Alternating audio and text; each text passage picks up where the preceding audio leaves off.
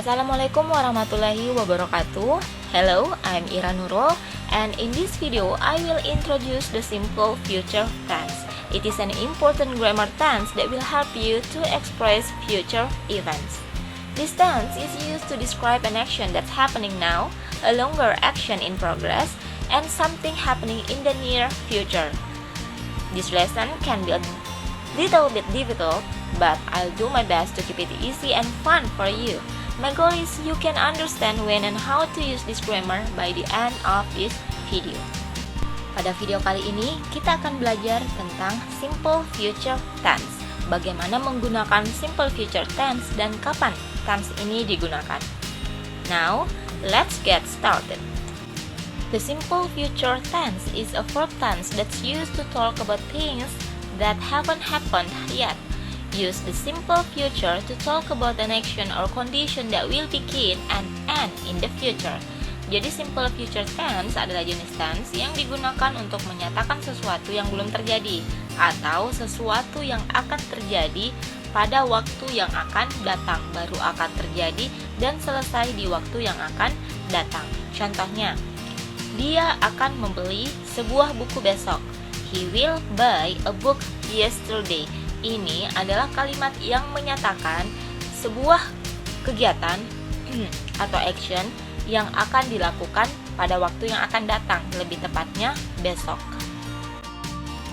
Contohnya, hari ini, today, saya berbicara tentang sesuatu yang akan saya lakukan besok. Artinya, saya berbicara tentang sesuatu yang akan datang. Kejadian yang akan terjadi besok, contohnya, saya akan membeli sebuah buku besok. Maka kalimat ini, jika saya ingin menerjemahkannya ke dalam bahasa Inggris, pola yang harus saya gunakan adalah pola simple future tense. Kalimat simple future tense juga ada dua macam, ada kalimat verbal dan ada kalimat nominal. Kalimat verbal adalah kalimat yang memiliki action verb. Contohnya, dia laki-laki akan membeli sebuah buku besok. Kalimat ini merupakan kalimat verbal karena terdapat kata membeli yang menunjukkan adanya action. Sehingga jika kalimat ini akan diterjemahkan ke dalam bahasa Inggris menjadi he will buy a book tomorrow.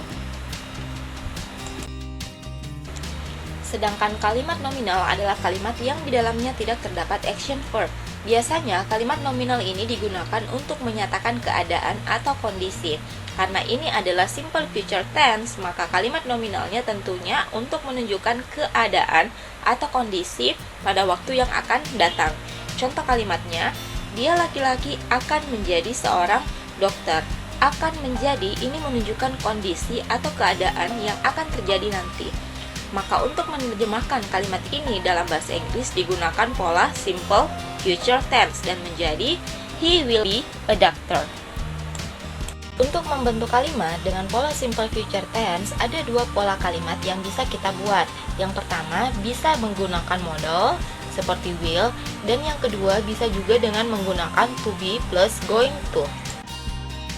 Contohnya, kita akan menerjemahkan kalimat dia laki-laki akan membeli sebuah buku besok. Bila menggunakan bentuk modal, maka kalimatnya menjadi he will buy a book tomorrow. Sedangkan jika menggunakan pola to be going to, maka kalimatnya menjadi he is going to buy a book tomorrow.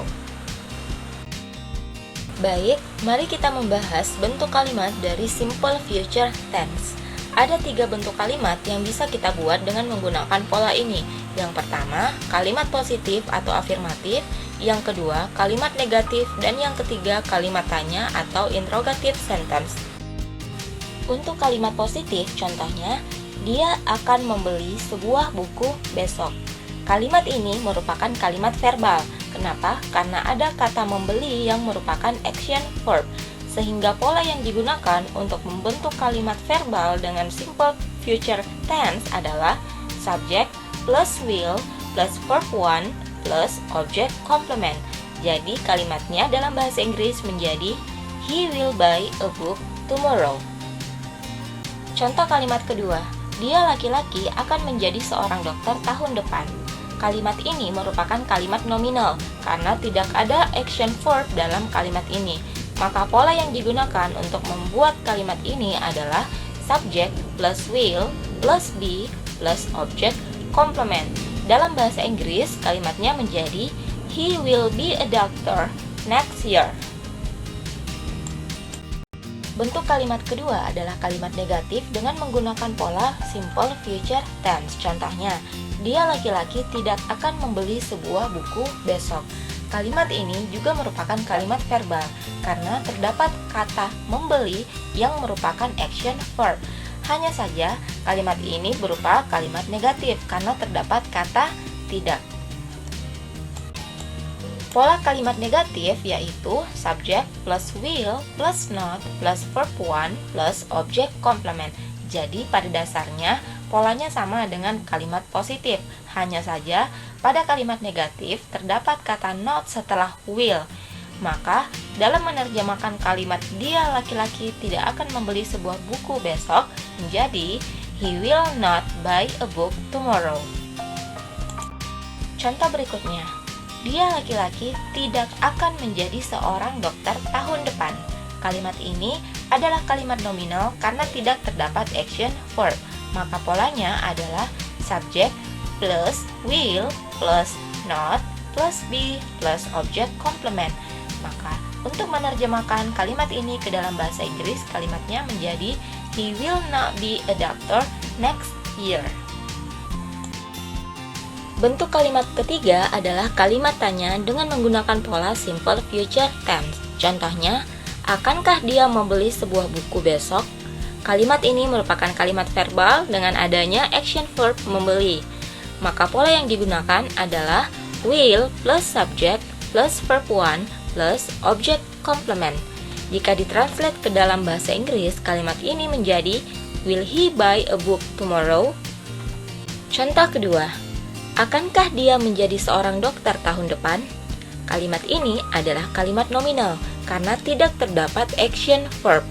Maka pola yang digunakan adalah will plus subject plus be plus object complement. Jadi ketika kita ingin menerjemahkan kalimat akankah laki-laki menjadi seorang dokter tahun depan, kalimatnya menjadi will he be a doctor next year?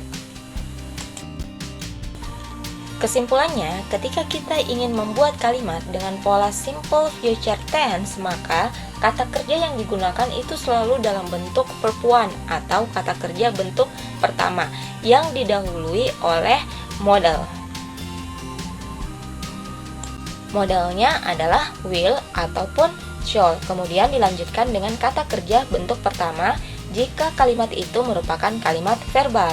Sedangkan jika kalimat yang akan dibuat merupakan kalimat nominal, maka perlu diingat kalimat nominal selalu ditandai dengan adanya auxiliary verb to be. Maka digunakan kata be setelah will atau setelah modal untuk membuat kalimat positif dan negatif, sedangkan kata be digunakan setelah subjek untuk kalimat tanya atau interrogatif. Okay, I think that's all my explanation about simple future tense. Semoga bermanfaat dan thank you for watching.